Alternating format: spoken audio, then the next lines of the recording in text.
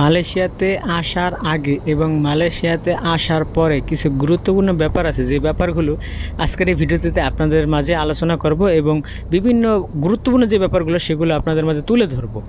Hello viewers, নতুন একটি travel ব্লগে আপনাদেরকে স্বাগতম। আমি মোহাম্মদ মেহেদি হাসান। যে যেখান থেকে আমার ভিডিওটি দেখতেন সবাইকে ব্যাপারে মেহেদি অফিসিয়াল চ্যানেলে স্বাগতম। তো ভাই, আপনার ইচ্ছা আপনি মালয়েশিয়াতে আসবেন, তো মালয়েশিয়াতে আসার ক্ষেত্রে কিছু কিছু ব্যাপারগুলো আপনার অবশ্যই খেয়ালে রাখা দরকার। যেরকম হচ্ছে, আপনি কার মাধ্যমে আসতেছেন। ওই যে দেখেন সামনে দুইটা পোলা হাঁটতেছে, একেবারে সামনে যেটা সেটা হচ্ছে অনেক আগের কথা বলছি, যে আমাকে মালয়েশিয়া আনছিল দালাল, এবং পিছনেরটা দালালের ছোটো ভাই। তো আমি ওদের সাথেই থাকি এক বাসাতে। তো বাজার করতে যাচ্ছি, আমি বাজার করতে এনএসকেতে যাচ্ছি আমরা। তো ওরা আগে হাঁটছে, আমি পিছনে পিছনে হাঁটতেছি, আর আপনাদের মাঝে কিছু কথা আর কি বলতেছি, ঠিক আছে। আর আপনারাও মালয়েশিয়ার যে রাস্তাঘাটগুলো এগুলো দেখেন, একটা ঢাল থেকে নামছি এবং রাস্তা পার হওয়ার জন্য এখানে দাঁড়ানো হয়েছে। তো গাড়িগুলা যাওয়া, এই যে রাস্তা পার হচ্ছে ওরা, অবশ্য আমরাও রাস্তা পার হয়ে যাব। তো এখন বিষয়টা হচ্ছে কি ভাই, মালয়েশিয়াতে আসার আগে প্রথম যে বিষয়টা, সেটা যে বলছিলাম আমি একটা কথা, যে কার মাধ্যমে আসবেন।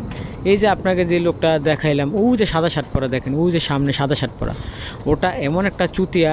ও আমার বন্ধু, আমার এলাকার, কিন্তু দালাল, ঠিক আছে। তো দালাল হইলেই যে মানুষ খারাপ হয় এরকম না, ভালো আছে মন্দ আছে, কিন্তু ও অরিজিনালি একটা খারাপ ভণ্ড। কারণ ও আমার সাথে বলছিল এক, করছে এক।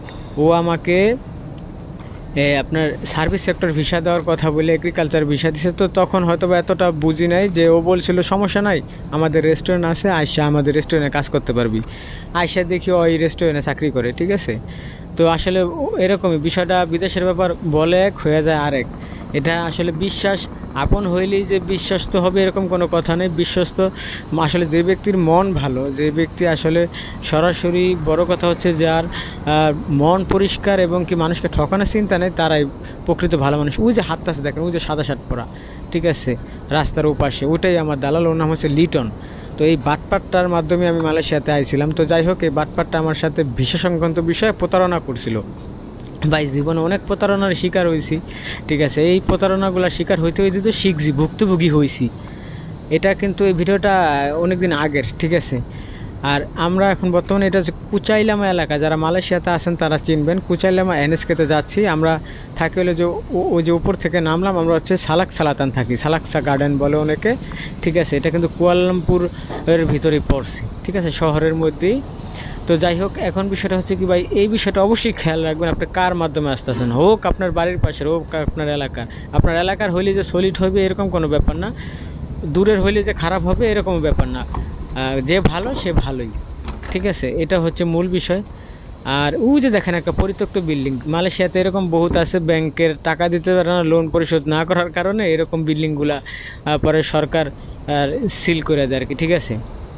তো যাই হোক, আর এই যে ডান পাশে যে বিল্ডিংটা দেখছেন অ্যাশ কালার, এটা খুবই সুন্দর একটি বিল্ডিং। এটা এখানে ধাতুরা থাকে। ধাতু বলতে মালয়েশিয়াতে যারা বড় লোক তারা থাকে, অবশ্য কিছু চাইনিজরাও থাকে, বেশিরভাগ চাইনিজরা আছে। মালায়ও যারা আছে তারা ধনী শিল্পপতি, তাদেরকে ধাতু বলা হয়। তো যাই হোক, আর আরেকটা বিষয় হচ্ছে যে মালয়েশিয়াতে আপনি কী ভিসায় আসবেন, এই বিষয়টা কিন্তু আমি সবসময় বলি, তবু এই ভিডিওতে বলে দিতেছি যে মালয়েশিয়াতে কোন ভিসাতে আসবেন সেটা জেনে বুঝে আসবেন, ঠিক আছে। আপনি যদি চিন্তা করতেছেন, আপনার দালালে বলবো যে আপনাকে রেস্টুরেন্টের কাজ দেবে বা ইলেকট্রিশিয়ান কাজ দেবে। এখন ইলেকট্রিশিয়ান কাজের ভিসা হচ্ছে কনস্ট্রাকশন ভিসা, রেস্টুরেন্টের কাজের ভিসা হচ্ছে সার্ভিস সেক্টর ভিসা। এখন আপনি যদি প্ল্যান্টেশন ভিসা আইন যদি বলে আপনার প্ল্যান্টেশন ভিসা দিয়ে আইন না আপনার কারেন্টের কাজ দেবো, সেটা তো কখনো সম্ভব না, কারণ প্ল্যান্টেশনের কাজটা হচ্ছে পাম অয়েলের বাগানের। তো এরকম প্রত্যেকটা সেক্টরে কিন্তু আলাদা আছে ভিসা ক্যাটাগরি, মোট 4টা। ওই 4টার ভিতরে বিভিন্ন আইটেমের কাজ, যেরকম কনস্ট্রাকশন ভিসার ভিতরে আপনার রাজমিস্ত্রি, কারেন্টের কাজ, কায়ুর কাজ, কায়ু অর্থ হচ্ছে কাঠের কাজ, তারপরে টাইসের কাজ, এগুলো সবই কিন্তু কনস্ট্রাকশন ডিপার্টমেন্টের কাজ। কনস্ট্রাকশন ডিপার্টমেন্টে অনেক টাইপের কাজ আছে, সিলিংয়ের কাজ, রঙের কাজ, সবই কনস্ট্রাকশন সেক্টরের কাজ। তো এই বিষয়গুলো অবশ্যই মাথায় রাখবেন।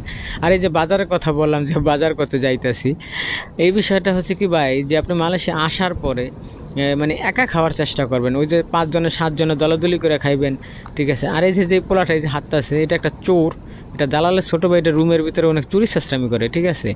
এটার নাম হচ্ছে রিপন। এই বাটপাটটা আমি আসলে কারো বাণিজ্য প্রকাশ্যে নষ্ট করতে চাই না, দিকে ওদের ফেস দেখাইলাম না আর কি, ঠিক আছে। কিন্তু আর এই যে পাগুলা দেখছেন হাঁটতেছে, এটাই আমি। তো যাই হোক, এখন বিষয়টা হচ্ছে কি ভাই, আপনি একা খাওয়ার চেষ্টা করবেন। মালয়েশিয়াতে কিন্তু 400 রিঙ্গিত হইলে আপনি ভরপুর মাছে গোছে খাইতে পারবেন, ঠিক আছে। 10 থেকে 12,000 টাকা, বাংলার 10 থেকে 12,000 টাকায় আপনি ভিআইপি খানা দানা করতে পারবেন, ঠিক আছে। কারণ মালয়েশিয়াতে সকল কিছু তাজা পাওয়া যায়, শাক সবজি মাছ, আপনি দেশি রুই কাতল এই মাছগুলো দেখবেন কি পানিতে জিয়ায় রাখে, মানে জেতা করে রাখে। মালয়েশিয়াতে এরকম আপনি সব তাজা পাইবেন। পার্শ্ববর্তী যে সিঙ্গাপুর, সেখানে বরফে ঢাকা সব কিছু, ফ্রিজের সব কিছু, ঠিক আছে। কিন্তু মালয়েশিয়াতে শাক সবজি এভরিথিং আপনি সকল কিছুই কিন্তু তাজা পাবেন, ঠিক আছে। এই যে বিল্ডিংটা আপনাদেরকে বলছিলাম যে সরকার বন্ধ করে দিছে, করোনার সময় এই বিল্ডিংটাতে অনেক মানুষ মারাও গেছিলো, ঠিক আছে। তো যাই হোক, এখন যে বিষয়টা, এটাতে অনেক মানুষই কাজ করছিল, তো এখন বন্ধ হয়ে গেছে। তো এই মালয়েশিয়াতে আসার আগে এই বিষয়গুলো খেয়াল রাখবেন যে আপনি কার মাধ্যমে আসতেছেন, এবং আপনি মালয়েশিয়াতে আসার পরে খাওয়া দাওয়ার ব্যাপারটা একা থাকবেন, এটাই সবচেয়ে আপনার জন্য নিরাপদ।